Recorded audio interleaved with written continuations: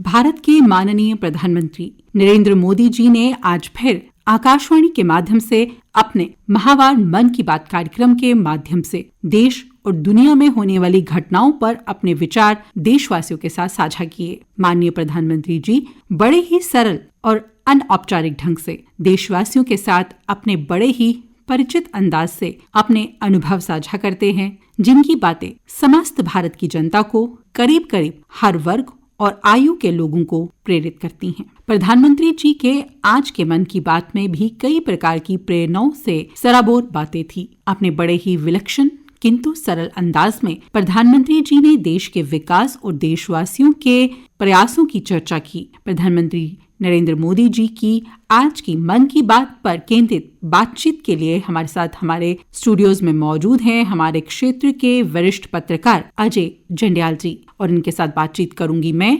समाचार कक्ष की ओर से श्रुति खजूरिया। अजय जी, आपका हमारे स्टूडियोज में बहुत बहुत स्वागत है। बहुत शुक्रिया आपका भी। अजय जी, जैसे कि हम सब जानते हैं, माननीय प्रधानमंत्री नरेंद्र मोदी जी के प्रेरणादायक मन की बात कार्यक्रम में करीब करीब सभी देशवासियों के लिए कुछ न कुछ होता है। इतने बड़े राष्ट्र जिसमें कितनी ही विविधताएं हैं, कितनी ही संस्कृतियां, धर्म, अलग अलग प्रकार की श्रद्धा और आकांक्षा रखने वाले करोड़ों देशवासी हैं, इनको एक लड़ी में पिरोकर प्रधानमंत्री नरेंद्र मोदी जी ऐसे बात करते हैं कि जैसे सबको लगता है कि ये कोई उनका अपना मित्र और साधारण देशवासी है, उनके अपने समाज का कोई परिचित उनसे बात कर रहा है। शायद माननीय प्रधानमंत्री जी की यही विलक्षण प्रतिभा उन्हें आज के समय में इतना लोकप्रिय बनाती है। देखिए कहाँ आज के मन की बात कार्यक्रम में प्रधानमंत्री नरेंद्र मोदी जी ने जम्मू संभाग के दूरस्थ रामबन जिला की बात की। उन्होंने तुलसी की सुलाई प्रजाति से किसानों द्वारा पैदा किए जा रहे हैं उत्तम गुणवत्ता वाले शहद की बात करके इस तरह से इस छोटे से जतन की महानता को व्यक्त किया। साथ ही देश और दुनिया में अपने आप को लगभग हाशिए पर समझने वाले क्षेत्र के मेहनतकश किसानों और उद्यमियों को इस योगदान को इस तरह से एक्नॉलेज किया, उनका मनोबल बढ़ाया। माननीय प्रधानमंत्री जी के इस प्रयास की, उनकी बारीकियों की पकड़ पर आप क्या कहेंगे? देखिए, मैं सबसे पहले आपको बताऊं कि प्रधानमंत्री जी जब जम्मू कश्मीर आए हैं तो उनका एक जो बयान है वो मुझे हर किसी को बड़ा अच्छा लगता है। वो कहते हैं कि मैं बार बार जम्मू कश्मीर का जिक्र करता हूं, मैं बार बार जम्मू कश्मीर आता हूं, क्योंकि जम्मू कश्मीर के लिए उनके हृदय में एक अलग जगह है और वो चीज जो है वो दिखती भी है। आपने रामबन की बात की तो मुझे लगता है कि आप जम्मू से जब श्रीनगर जाते हैं तो रामबन को सिर्फ एक ट्रांजिट रूट की तरह देखा जाता था। रामबन के वो कुछ एक घर जो दिखते थे जब रामबन को क्रॉस करते थे, उसके बाद क्योंकि वो एक ऐसा डिस्ट्रिक्ट है जो चिनाब नदी के किनारे है, मगर दिखता सिर्फ इतना सा है, मगर फैला ऐसे ऐसे इलाकों में है जहां कोई गया नहीं, पहुंच नहीं पाया, जिसकी विशेषताओं के बारे में कोई जानता नहीं था। मगर वहां के शहद के बारे में जिक्र करना और उस शख्स द्वारा जो दुनिया में आज सबसे लोकप्रिय नेता माना जाता है, ये बड़ा इंपॉर्टेंट हो जाता है। और जैसे आपने कहा कि बन तुलसी जी, आप सोचिए कि जब बन तुलसी की बात की गई और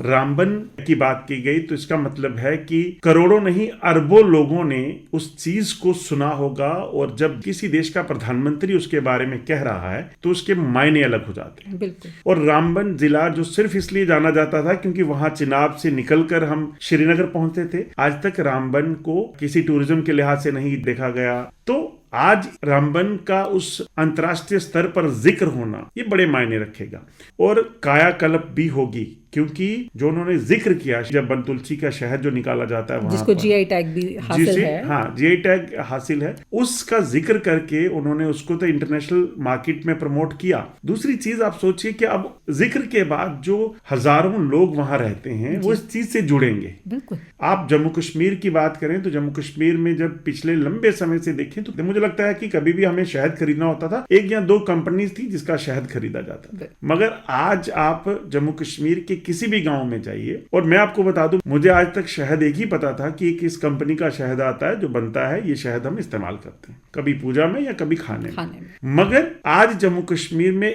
इतने किस्म का शहद है, जो फॉरेस्ट बीज होती हैं उसका शहद अलग है, सरसों के फूल के लिए उसका शहद अलग है। जैसे उन्होंने जिक्र किया है कि बन तुलसी का शहद सफेद शहद होता है, शहद है। वो सफेद शहद कितने लोगों को पता होता था पहले। तो ये जो उनका जिक्र करने का तरीका है और जिक्र करने के बाद जो उसके फायदे हैं लोगों को, वो मुझे लगता है कि शायद किसी भी देश में इस तरह से होता होगा जो अपने इस मन की बात कार्यक्रम के जरिए वो करते हैं। बिल्कुल, जैसे कि आपने कहा कि अब वहाँ पे विकास होगा और लोगों को भी ज्यादा इसके बारे में जानकारी मिलेगी। जो लोग जुड़े हैं वो तो इसके साथ काम कर ही रहे हैं, पर शायद प्रधानमंत्री जी द्वारा इस बारे में बोलना, इससे शायद वहाँ के युवाओं को भी प्रोत्साहन मिलेगा और वो भी इसमें आएंगे और रोजगार के नए अवसर भी मुझे लगता है वहाँ पे पैदा होंगे। बिल्कुल आपने ठीक कहा, क्योंकि देखिए अभी तक शायद उसमें 10, 20 या 50 लोग इस हनी बी की प्रोडक्शन में लगे होंगे, बन तुलसी खास तौर पे। जी जी। मगर जब उन्हें पता है कि कोई और नहीं बल्कि प्रधानमंत्री इस चीज की प्रमोशन कर रहे हैं, जी जी, इसका मतलब है कि उसकी डिमांड बहुत ज्यादा बढ़ने वाली है। प्रधानमंत्री के फॉलोअर्स अगर सोशल मीडिया पे देखेंगे तो मुझे लगता है कि दुनिया के चंद लोग होंगे जो उस लेवल पे पहुंचे होंगे। इसके जरिए जो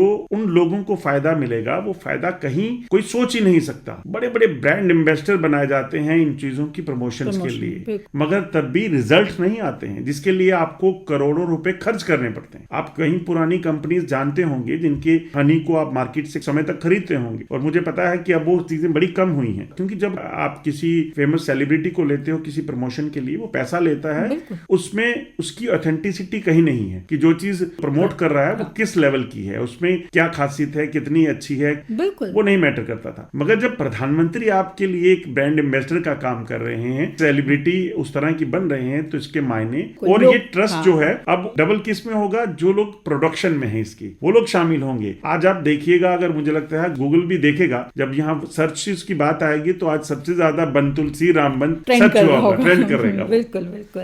अजय जी, आपने इस कार्यक्रम में प्रधानमंत्री जी की विज्ञान, टेक्नोलॉजी और नवाचार की दिशा में देश के युवाओं के छोटे छोटे एफर्ट्स को देखा कि वो कितना महत्व देते हैं। कई सारी ऐसी चीजें हैं जिनकी उपेक्षा सहज सी बात है, किंतु हमारे प्रधानमंत्री जी देश और समाज के प्रति सकारात्मक रवैया रखने वाले लोगों की भागीदारी को किस प्रकार एक्नॉलेज करते हैं। मानो छोटे से छोटे जतन करने वाले को भी प्रेरणा प्रमाण पत्र देने से वो कभी नहीं छूटते। उनकी इन्हीं विलक्षण प्रतिभाओं को आप कैसे देखते हैं? जब मैं इस प्रोग्राम को सुन रहा था तो सुनने के दौरान मैं अपने आप में फील क्या कर रहा था कि आप देखिए कि आप किसी एक चीज का जिक्र कर रहे हैं। उन्होंने रामबन के शहद की बात की, उन्होंने तमिलनाडु की भाषा की बात की, उन्होंने ड्रोन टेक्नोलॉजी की बात की, उन्होंने किसान की बात की जो प्रोडक्शन सबसे ज्यादा पिछले कुछ समय में बढ़ी है उसकी बात की। दुनिया के कई देशों में गए हैं, वहां जाकर उनके जो लीडर्स थे उनको जो गिफ्ट किए हैं उसका जिक्र किया। मतलब एक इंसान जो हर क्षेत्र हर तबके के बारे में याद रखता है। सबसे ज्यादा जो मुझे लगता है कि बहुत जरूरी क्या है कि उनके दिमाग में ये सारी बातें हैं, तभी तो वो कर पा रहे हैं। जो भी टीम, अगर हम कहें कि उनकी टीम काम करती है, उनकी जो टीम काम करती है वो इसलिए नहीं करती कि वो उनके लिए चीजें लाएं, वो इसलिए करती है कि उस चीज को पहले चेक करना पड़ता है। क्योंकि वो देश के प्रधानमंत्री ने बोलना है। ऐसा नहीं है कि रामबन के शहद के बारे में उसको जानकारी नहीं होगी, क्योंकि उनके सांसद हैं, उनके साथी हैं। जब देखो देश का प्रधानमंत्री जब कोई बनता है तो उनकी जिम्मेदारी हर निचले से निचले तबके के लिए बनती है। तो जब उन तक बात पहुंची होगी, मुझे याद है उन्होंने लेवेंडर का भी जिक्र किया। उन्होंने करोड़पति दीदी जो कश्मीर से मिल्क की प्रोडक्शन करती हैं उनका भी जिक्र किया था। उन तक जब बात पहुंची तो पहले उन्होंने अपनी टीम से कहा होगा कि आप ये चेक करके आइए, ठीक है ना, गलत तो नहीं। वो चीजें ऑथेंटिकेट करने के लिए है, पर वो चीजें उनके दिमाग में रहती हैं। बिल्कुल दिमाग में हर छोटी छोटी बात पे ध्यान देते हैं। जैसे उन्होंने स्वच्छता की बात करी थी, वो स्वच्छता एक जन आंदोलन बन गया था, बिल्कुल, क्योंकि प्रधानमंत्री जी द्वारा कहा गया था।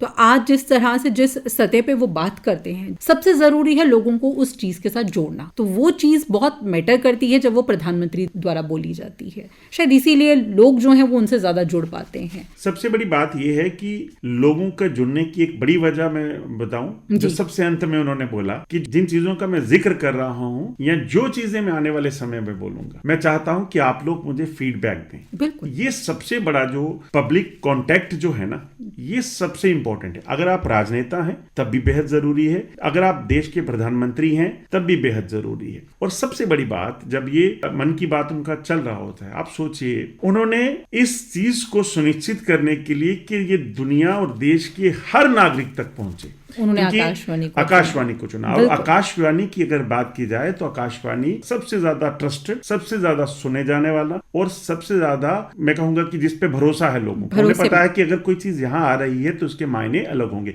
रीच है।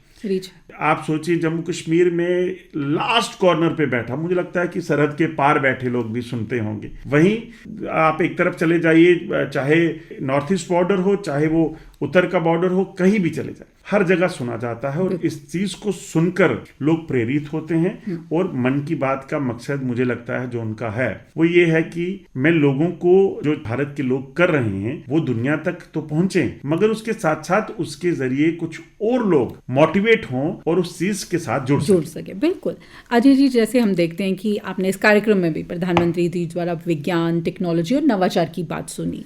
इस दिशा में युवा जो हैं वो छोटे छोटे एफर्ट्स लगाते हैं, पर प्रधानमंत्री जी जो हैं स्टार्टअप्स की अगर खास तौर पर बात करते हैं, क्योंकि उनसे युवा जुड़े होते हैं और युवाओं का जिक्र करना वो कभी नहीं भूलते हैं, तो उनकी जो है सकारात्मक रवैया अगर इसके प्रति देखा जाए या उनकी भागीदारी को किस तरह से वो एक्नॉलेज करते हैं, या युवाओं को जब वो एक्नॉलेजमेंट मिलता है तो उनको कैसा लगता है और उससे कितनी उनको प्रेरणा मिलती होगी आगे?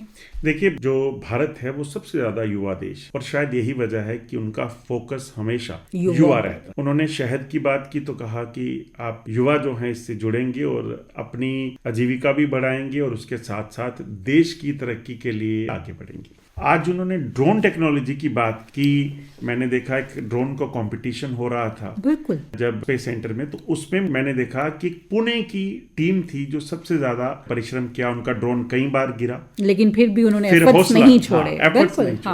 और उन्होंने फिर उसका प्रयास किया और काफी हद तक वो सफल भी रहे। बिल्कुल उसकी खासियत जो पुणे की टीम है वो तो सुन ही रही होगी, मगर जो सैकड़ों और लोग वहां कंपटीशन में आए होंगे, उन्हें इस चीज का इल्म हो गया कि ये कितना इंपॉर्टेंट है। अगली बार और ज्यादा एफर्ट्स के साथ हम इसे प्रयास करेंगे। और उन्होंने जिक्र क्या किया, ड्रोन कंपटीशन वो नॉर्मल वाला नहीं था। ड्रोन अगर आप आए, आज जीपीएस रहित ड्रोन आते हैं, उसमें आप उसे उड़ाएंगे और अगर आप कहीं भी आपको ले जाना है, आप सिंपल सी उसे लॉन्गिट्यूड लैटिट्यूड डालेंगे, वो चला जाता है। मगर उन्होंने कहा कि ये वो कंपटीशन नहीं था, ये उस युग के दौर का कंपटीशन था जब ड्रोन टेक्नोलॉजी में जीपीएस नहीं था, कुछ नहीं था। तो इसलिए, और वो प्रयास क्या था, प्रयास ये था कि चंद्रयान जैसे वहां लैंड किया गया, वहां पे इंटरनेट नहीं था, सब कुछ नहीं था, वो हमने सफल किया। और ये जो टीम जो काम कर रही थी मंगल ग्रह के लिए, तो जो टीम काम कर रही थी उस टीम को भी उस तरह से तैयार किया जा रहा है ताकि अगर कभी ऐसी परिस्थितियां हो कि आपके पास इंटरनेट नहीं है, जीपीएस नहीं है,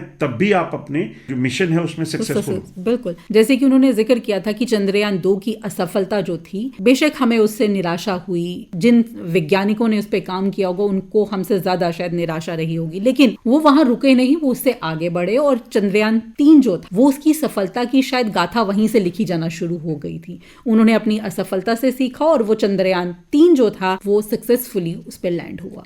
बिल्कुल, और उन्होंने इस चीज का जिक्र भी किया कि जब चंद्रयान 2 फेल हो गया, उसके बाद जब 3 के लिए मिशन शुरू हुआ वो और ज्यादा ताकत के साथ शुरू, और इसी वजह से चंद्रयान 3 जो था वो सक्सेसफुल हो पाया। कुछ समय के लिए जब वहां पे उन्होंने जिक्र किया, वहां पे जीपीएस नहीं था, बाकी चीजें नहीं थी, मगर उसके बावजूद भी जो टीम थी वो इतनी संकल्प के साथ लगी हुई थी कि उन्होंने इस चीज को सुनिश्चित किया कि इस मिशन को पूरा किया जाए। उस वक्त उन्होंने ये भी जिक्र किया कि कुछ लोग कह रहे थे कि चंद्रयान 3 जो है वो जब बंद हो गया था एक बीच में, उसका कोई इंडिकेशंस नहीं मिल रहे थे कि अब ये मिशन फेल है, मगर उन्होंने वापस उसे रिवाइव किया। तो ये सारी चीजें जो हैं ये कहीं ना कहीं प्रेरणा देती हैं। आप सोचिए, जो साइंटिस्ट उस चीज के लिए इतने अरसे से काम कर रहे थे, इतने सालों से उस डेडिकेशन से लगे होंगे, जब उनको पता है कि देश का प्रधानमंत्री उनके पीछे खड़ा है इस सपोर्ट के लिए, तो उनकी सोच का, उनके काम करने का, उनकी डेडिकेशन का लेवल जो है वो अलग हो जाता है। बिल्कुल, जैसे कि अलग अलग विषय पे बात करते हैं, आज उन्होंने कुरुक्षेत्र की भी बात की कि उन्होंने कहा कि कुरुक्षेत्र को हम सब जानते हैं कि वहां युद्ध हुआ था, लेकिन आज कुरुक्षेत्र में आप उसका अनुभव भी ले सकते हैं। वहां 3D शो होता है जिससे आप वो अनुभव कर सकते हैं कि वहां कैसा रहा। उन्होंने कहा भी कि मैं भी वहां गया था और उन्होंने सबसे आग्रह किया। उनका ये जो देश की अलग अलग जगहों पे जाने का जो लोगों से आग्रह है, क्योंकि हम सब कहीं ना कहीं जब भी किसी को फुर्सत मिलती है तो वो जाना चाहता है, तो ज्यादातर लोगों की कोशिश होती है कि वो बाहर जाएं, पर उन्होंने ये चीज देश के अंदर लोगों में जज्बा पैदा किया, या उन्होंने ये कहा कि अपने देश की अलग अलग जगहों को देखिए।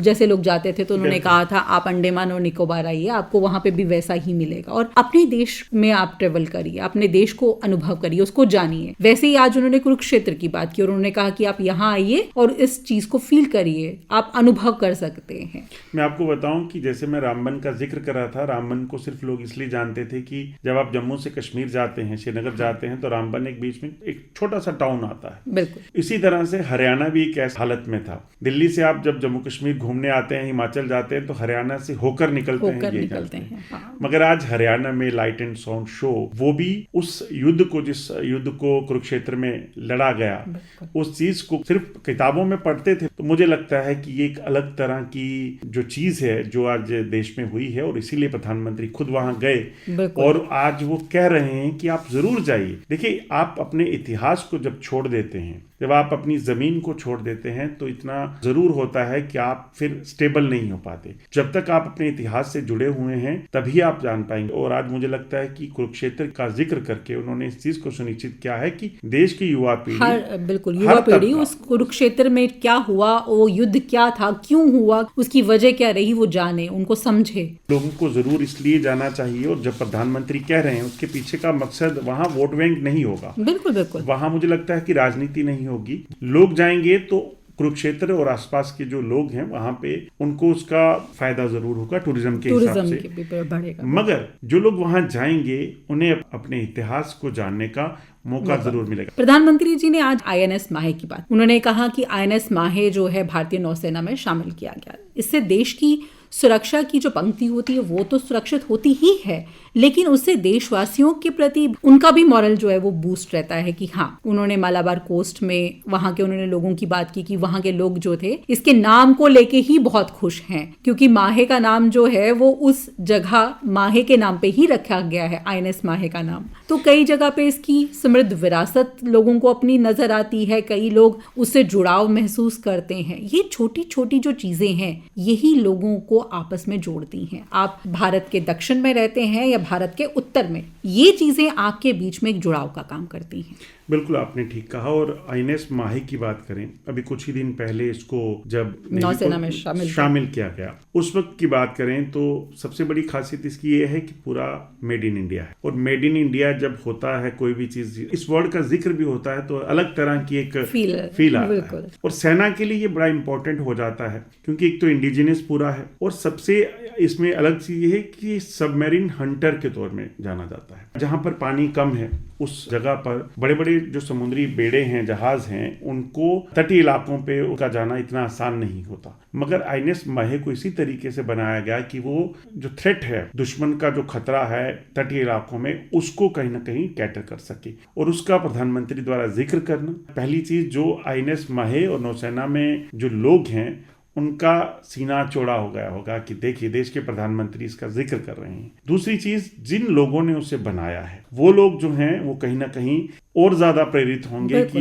ये उनकी जो मेहनत थी वो आज सफल हो गई, क्योंकि देश के प्रधानमंत्री से ऊपर कोई नहीं है। तो उन्होंने जब कहा है तो उसका एक अलग असर पड़ता है। बिल्कुल, उन्होंने जैसे इसके साथ जुड़े हुए टूरिज्म की भी बात की। बिल्कुल, उन्होंने जैसे कहा कि खुखरी में एक समर्पित एक मेमोरियल है, गोवा में है, या INS द्रोणाचार्य। तो इससे जब तक हम जानेंगे नहीं तो शायद वो जुड़ाव नहीं महसूस कर पाएंगे। तो इसीलिए वो बार बार जिक्र करते हैं कि आप जाइए, देखिए और जुड़िए। और इसमें आपको बताऊं, एक समय तक क्या होता था कि पहले जो सुरक्षा बलों की ये चीजें होती थी, मतलब सेनाओं की, नौसेना है, एयरफोर्स है, इन इलाकों से, इन जगहों से लोगों को दूर रखा जाता था। दूर इसलिए रखा जाता था, ठीक है, सिक्योरिटी रीजंस थे, या फिर हो सकता है कि उस वक्त ये डर हो कि टेक्नोलॉजी, हर चीज जो है वो इतनी इजीली लोगों तक एक्सेसिबल नहीं होनी चाहिए। प्रधानमंत्री मोदी के जो बदलाव मैंने देखा है, उन्होंने लोगों को और खासतौर पे युवाओं को इस ओर आकर्षित किया है।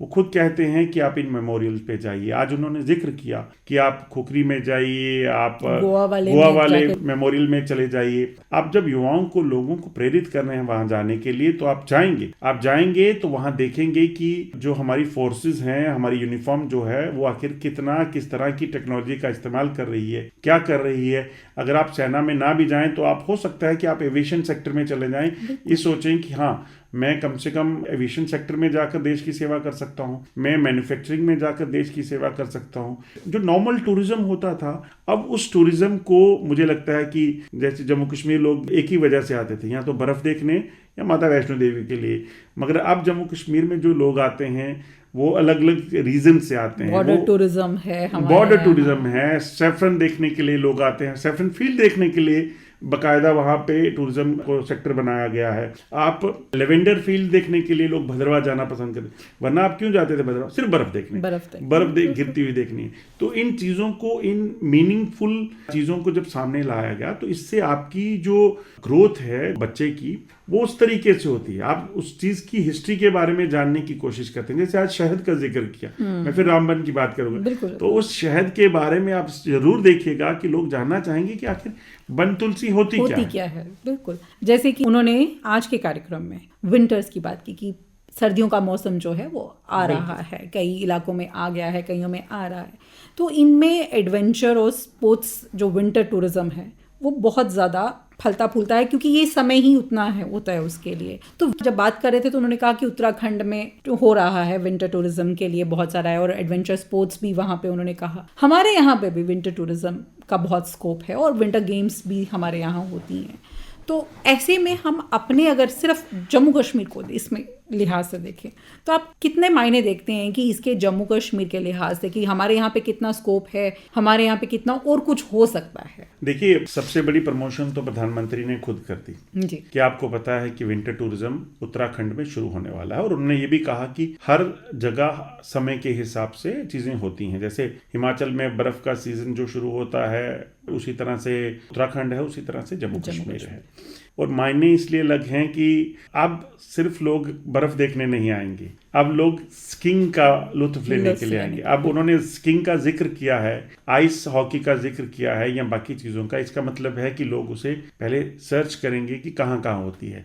उन्हें पता चलेगा कि उत्तराखंड में अगर इस फेस्टिवल में ये हो रहा है तो अगला फेस्टिवल कहाँ होगा, क्योंकि कई होंगे जो उत्तराखंड उस टाइम में नहीं जा पाएंगे। तो कई होंगे जो कहेंगे अच्छा गुलमर्ग में भी होता है, कई होंगे वो पत्नीटॉप में भी होता है, भद्रवाह में भी होता है। तो इन चीज़ों के मायने इस वजह से होंगे। और आप सोचिए कि सरकारें जो एडवर्टीजमेंट करती हैं वो एक लिमिट तक होती हैं। वो अपने न्यूज़पेपर में छपाएंगी, पैसा खर्च करके, फिर किसी पैम्फलेट्स बैनर्स लगा सकती हैं। रीच सबसे जरूरी है, रीच लिमिटेड है। अगर प्रधानमंत्री बोल रहे हैं एक चीज़, सबसे बड़ी बात कि आकाशवाणी पे ये चल रहा होगा तो दुनिया के देश के अलग अलग हिस्सों में से सुना जाएगा, दूरदर्शन में ये चल रहा होगा तो उसमें सुना जाएगा। वो इस चीज़ को सुनिश्चित करते हैं कि जो मैं कह रहा हूँ देश के आखिरी कोने तक पहुँचे, हर किसी तक पहुँचे, चाहे वो किसी शहद की बात है, चाहे वो फेस्टिवल की बात है टूरिज्म की, और चाहे विंटर स्पोर्ट्स की बात है। क्योंकि उन्होंने इस चीज़ को सुनिश्चित किया कि विंटर्स में जो होना है वो तो है ही,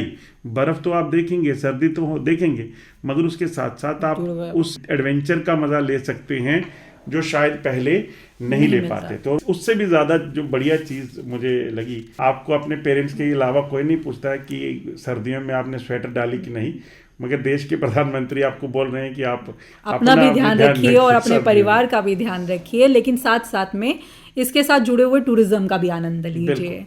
प्रधानमंत्री जी हमेशा वोकल फॉर लोकल की बात करते हैं, तो उन्होंने कहा भी कि जब वो कभी भी किसी विदेशी दौरे पर जाते हैं तब भी वो इस चीज़ का ध्यान रखते हैं कि वहाँ पे भी ऐसी चीज़ें जाएं जो भारत की संस्कृति को प्रदर्शित करें, भारत की कारीगरी के बारे में दुनिया भर के लोग जानें।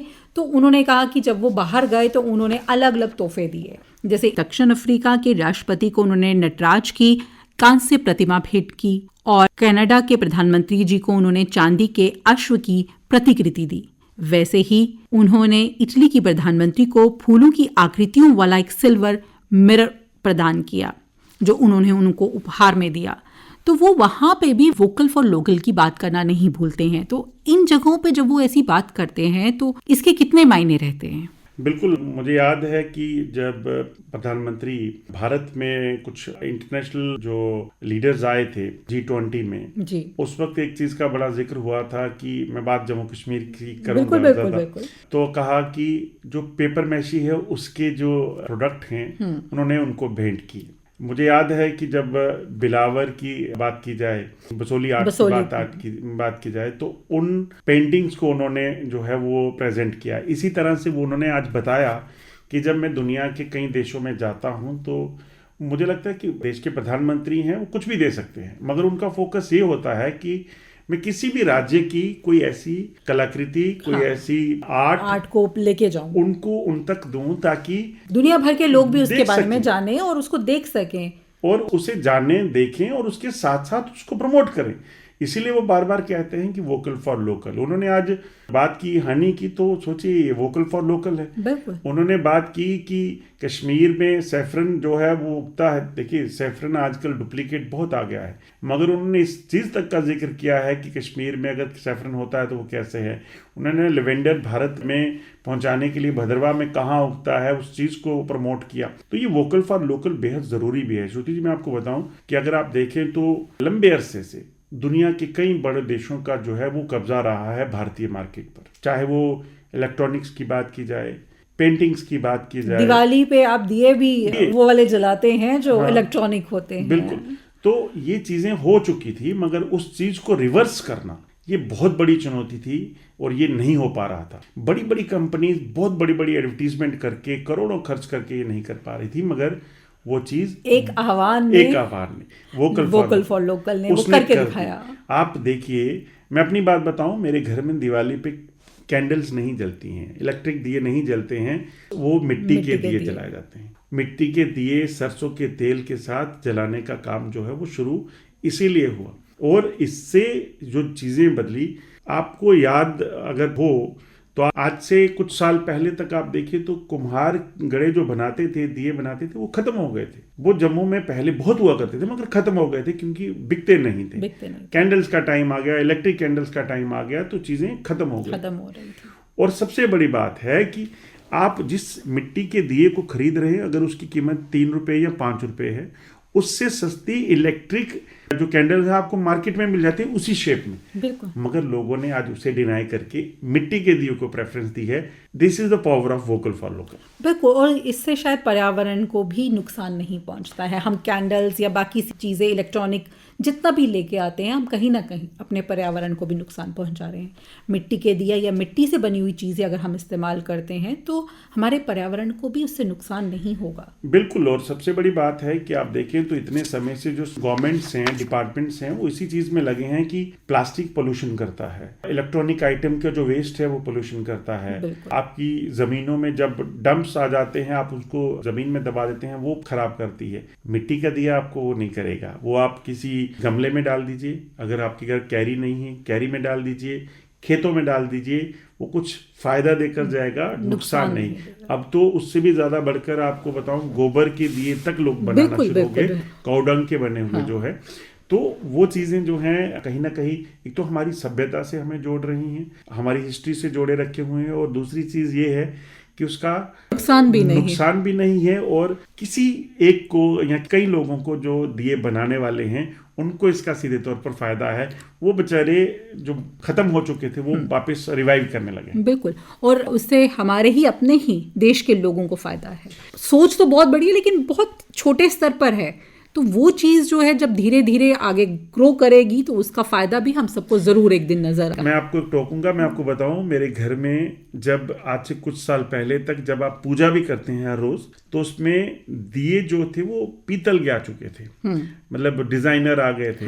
मगर हमने उसे बदल कर मिट्टी के दियों में वापस शुरू हुआ। मुझे लगता है आपके घर में भी ऐसा होगा, और इसके पीछे यही है कि आप सभ्यता से भी जुड़े हैं, आप एक तो स्वच्छता से भी जुड़े हैं, और उससे आपने किसी के घर की रोजी से शुरू कर दी है। बिल्कुल बिल्कुल। देखिए, प्रधानमंत्री जी ने तो आज अपने मन की बात की और इस पे आपने अपने विचार भी खुल के रखे, और मैं उम्मीद करती हूँ कि हमारे श्रोताओं को भी ये आपके विचार जो हैं वो बहुत प्रेरणादायक लगे होंगे और उनको भी इससे फायदा हुआ होगा। तो श्रोताओं, आज हमने बात की आज के मन की बात कार्यक्रम के बारे में, और इस पे हमसे विचार अपने साझा किए वरिष्ठ पत्रकार अजय जंड्याल जी ने। अजय जंड्याल जी, आप हमारे स्टूडियोज में आए और अपने विचार हमारे श्रोताओं के साथ साझा किए, उसके लिए आपका बहुत बहुत धन्यवाद। बहुत बहुत शुक्रिया आकाशवाणी का भी, श्रुति जी आपका भी, मुझे यहाँ आमंत्रित किया। तो श्रोताओं, आज के इस कार्यक्रम में बस इतना ही। इस कार्यक्रम को तैयार करने में तकनीकी सहयोग दिया चक्षु कत्याल ने। वाचन एवं स्वर श्रुति खजूरिया का, परिकल्पना एवं मार्गदर्शन एन गुलशन रैना का और प्रस्तुति आकाशवाणी जम्मू के क्षेत्रीय समाचार एकांश की।